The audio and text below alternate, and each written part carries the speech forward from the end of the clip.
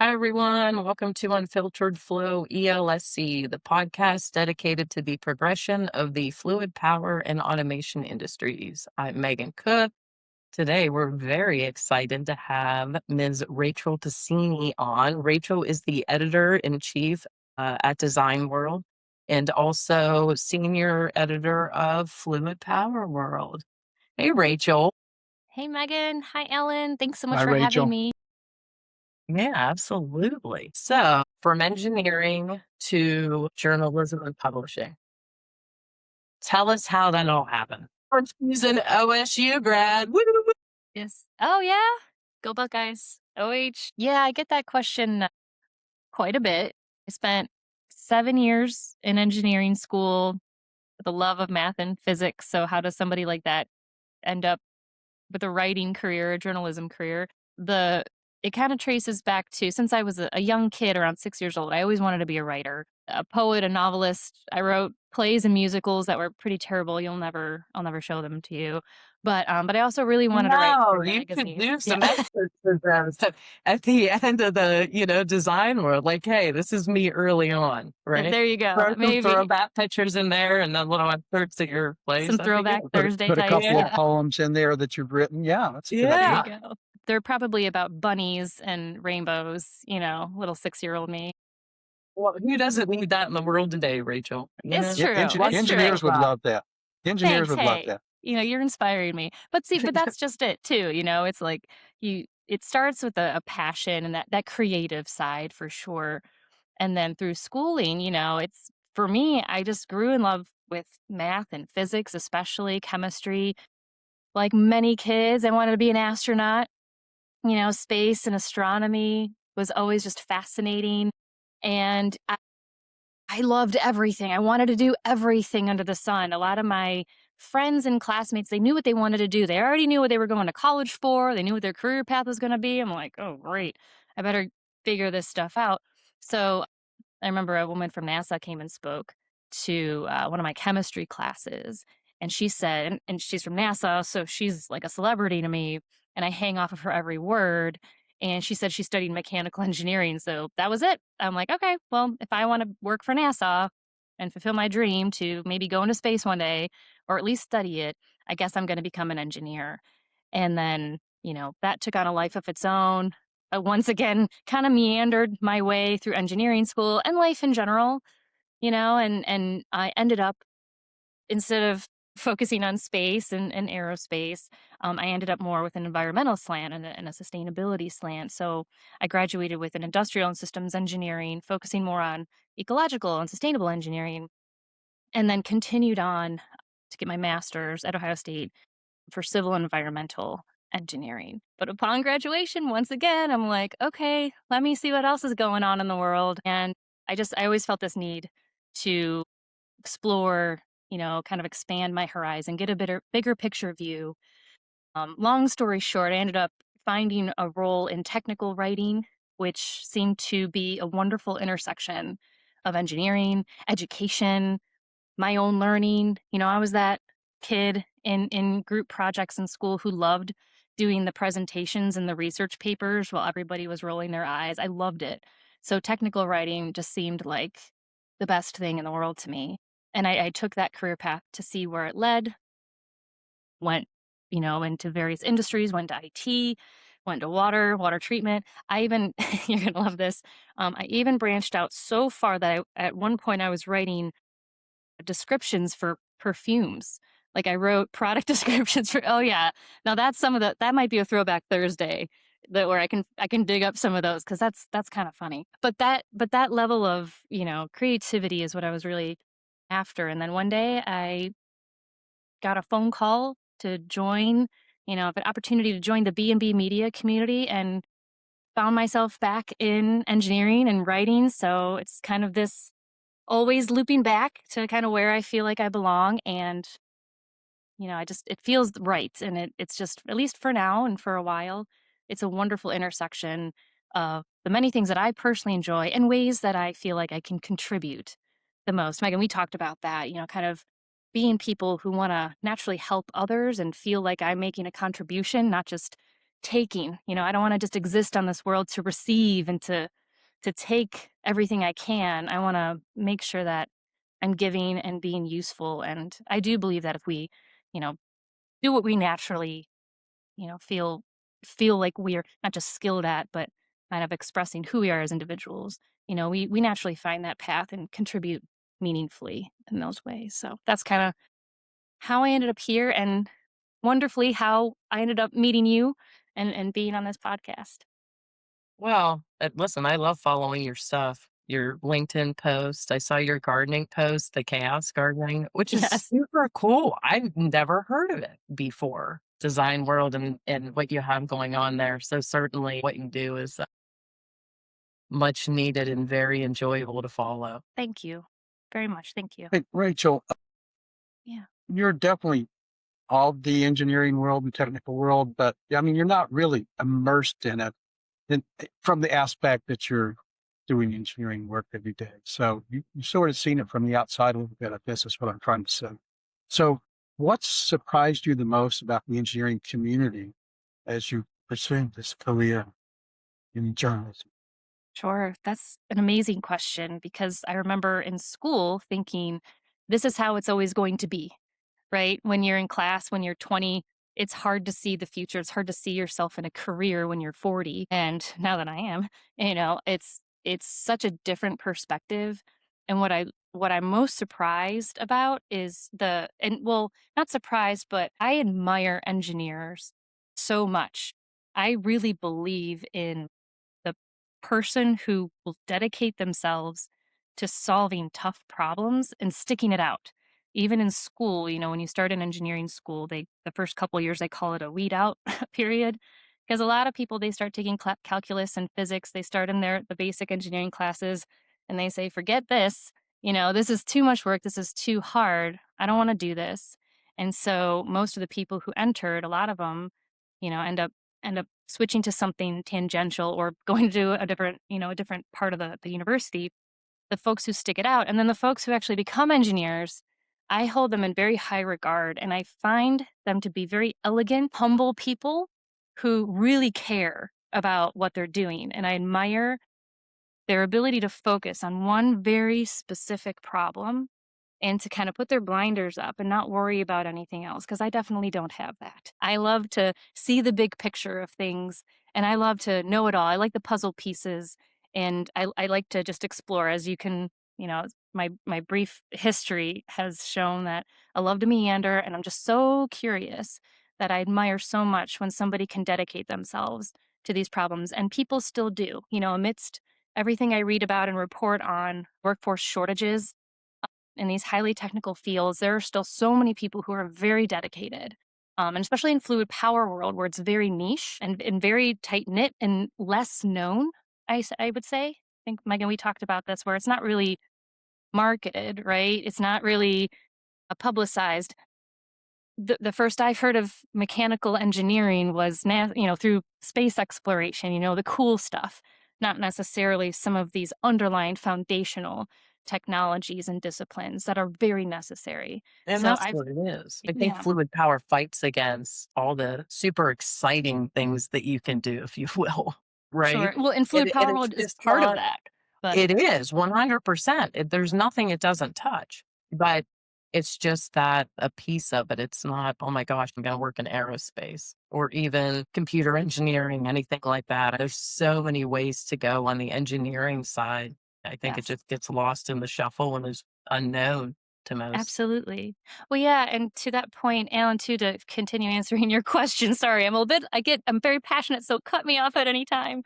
But that was another surprising thing is how broad, it is, when, especially going from schooling to maybe a single job where you have a set of roles and things that you need to produce. Engineering is so vast and there are so many interconnections and so many different things you can do, so many problems to solve, so many technologies that you can work with, and so many different teams you can be on. It's really exciting. And when I was younger and in school, and I don't think I gave it a chance, right? I don't think I gave it the chance that it really that I should have. But that's okay because I took my unique path, and it's fine, but I do encourage people to stick with it longer than I did, because it does open up a lot more than you think it might. Yeah, and it's so much different from sitting in a classroom Yes. to actually being out there in real world Yes. problems, so to speak, and trying to Yes. work on those as opposed to book problems, right? Nothing ever matches up to a book. So typically, For sure. what keeps you excited about covering, design, technology, fluid power at this point? Well, kind of a similar answer, the people, really. The technology is amazing, but meeting individuals who are so passionate about solving these problems and dedicate themselves is very inspiring. And I want to help keep that alive. No, I'm not working every day as an engineer. I'm not, you know, I'm not creating these components. I'm not designing them. But I absolutely want to do my part in surfacing them so more people are aware, can help encourage more people to learn about the profession and to learn about the cool things you can do. Well, not just the cool things, but sometimes the necessary and the meaningful things, the way you can build a meaningful career with engineering, and to help connect engineers to other people as well.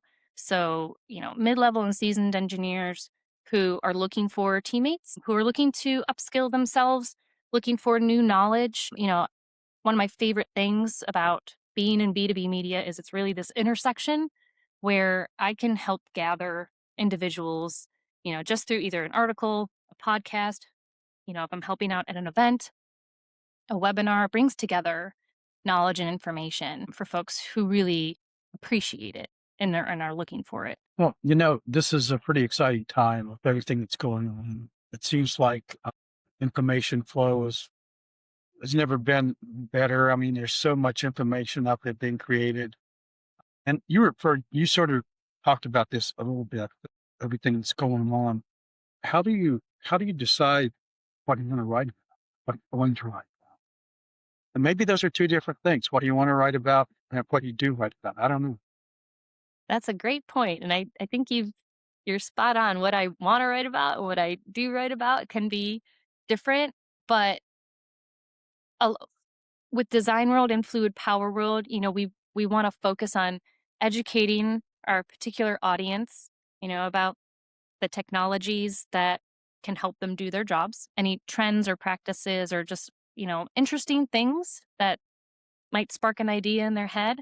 Or like I said, if we can help provide connections for people so that they can, help each other and form social teams, so to speak, and connect with others to expand their own networks. That's something that, I'll look for opportunities there. I personally love speaking with engineers who have, you know, who have worked in a particular field or industry for a little while, and then they found this very specific problem that they themselves had to face or struggle with every day, and they've branched off to create a solution to help their fellow engineers, right? So a lot of times that might mean software. AI is always something that people are interested in, with automated workflows and things like that, but also actual hardware and components. I meet a lot of engineers who are trying to help solve problems for engineers so that engineers can do their jobs better and can get over some of these hurdles, especially given, you know, workforce shortages or, minimizing teams and whatnot. So we try to find topics to help people learn what's out there, some of the new things, but also educate some of our younger folks and make sure people are still aware of what's going on in the industry to help keep that pipeline going, so to speak. But I told Megan one of my little tricks that I like to do. I mean, you can go on social media to find out what people are talking about. You can go on LinkedIn or X or any social media platform. What are the conversations there? What are the kind of the hot topics that people are interested in and what are their questions? But one little secret, or not so secret, is I love to go on Reddit. Reddit is a wonderful place that engineers love to go for their like desperate cries for help and to battle it out a little bit. There's some heated discussions that go on Reddit. There are. Yeah, After it's you said that, I've been on, Rachel, a couple different times, or I'll Google something and it'll show, the Reddit. Oh, they're talking about this in Reddit. And I go in there and I'm like, holy smokes, it's a yes. whole other world of engineering conversation. And it is Yep. hydraulics, fluid power. It's Yes. 100% related. You can find, I had no idea. It's really cool, actually. I'm glad you found it useful, yeah, because it's you could just keep scrolling and, you take everything with a grain of salt. People hide behind their social media, tags and things, but it helps get a big picture of, okay, what are people concerned about? What are people asking? What are some common themes here? And so then I'll go back to the drawing board and see, okay, well, what kind of experts do I have in my network where I can, ask them a few questions and see if I can provide some, insight for folks or share, some trends, some best practices, and just help, again, doing my part to, you know, kind of keep an antenna out, seeing what's going on in the world, what people are looking for, what they need, and and then try to answer their questions or at least point them to other resources where they can get their answers or their questions answered. Okay. Well, now that we're on this, what are the hot topics right now that engineers are talking about? Yeah. There's a lot of still just fundamental things depending upon what industry you're talking about. With To back up a little bit, design world focuses a lot on we our audience is mainly machine builders and mostly in like semiconductor, food and beverage, machine tool, medical, pharmaceutical. We cover a lot of different industries. And fluid power world does a lot with industrial hydraulics, pneumatics, as well as mobile hydraulics. So we have these, smaller, maybe nicher sort of audiences. But I will say that aerospace and defense is a really hot topic where, that's something that everybody kind of wants to know about, even if they're not in aerospace and defense. I think it's that coolness factor that a lot of people are interested in, but also the whole transition of fluid power to more electric aircraft. I think people are very curious how that's all working out and what the updates are there. So we still have, just like in fluid power world, or excuse me, I keep saying fluid power world, but just the fluid power industry, but that's my world. People are still always interested in learning about the basics and best practices in fluid power, different lubricants. I think our editor in chief of Fluid Power World, Mary Gannon, just recently posted something about a new lubricant or some materials that are, along the direction of trying to just improve sustainability, not just for environmental purposes, but also for long term maintenance purposes, and cost purposes. So, saving costs, supply chain, workforce, some of these broader topics that are non technical keep people up at night. And of course, AI and automating workflows and dealing with a shortage of engineers, dealing with streamlined teams, figuring out how to be an all knowing engineer who can wear many hats and do many types of jobs, not having a background in it, kind of having to come up with new solutions. Those are a lot of the problems and the topics that people tend to gravitate to these days, I find. AI certainly a hot topic. Yes, you can't have a conversation without AI popping up. That That's and for like you sure. said, streamlining workflow. I mean, that's huge with everything that's going on, the shortages that we all know about and everything else. Just the doing the most with as little as you can, essentially. Yep, So absolutely. More and more with less and less until you do Mhm. everything with less. Yep, for sure. I mean, Rachel, it's obvious that you're really passionate about your work, but I got to ask you, what do you enjoy most about the work you do? What do I enjoy most? How much more time do we have? No. Honestly, Whatever you this want. is I'll say it always comes back to the people with me because at the end of the day, even in engineering, no matter what technology we're talking about, we're always talking about building technology and building systems for people or for the benefit of people at some place downstream, even if everything's automated. It's people are the ones who end up being at the end of all of that. But in B2B media, I found it's again this intersection of all sorts of things that I enjoy, but I didn't anticipate feeling like I'm part of a community and meeting so many wonderful individuals from around the world that it really restores my hope in humanity, and it brings back that passion and fire for engineering, and it's wonderfully inspiring, and it keeps me going every day. And I never thought I would be somebody who enjoyed being on social media, but you can hear it here, folks. I kind of like LinkedIn. Gosh, I never thought I'd say that. No, I'm right there with you. I think the biggest transition for me going from the hydraulic manufacturing to doing what we do now is being so dialed in Yeah, on that side. for sure. Absolutely. It brings us together. Megan, we met on LinkedIn. I don't know Yeah, if we've met in right. person. I don't know. With so many shows, Con Expo, I'm sure we met at events in And passing. But guaranteed, I'm sure. But yeah. yeah, I mean that's where, a lot of connections. John Joyce as an example. Yes, You know, yes, you know, yes. He's lovely. there's so many fantastic people and so many people that are, you know, love the industry and want to see things move forward from all perspectives. And it's very cool to be able to just send a note and say, hey, we're Absolutely. running in the same circles. What are you seeing? What's going on?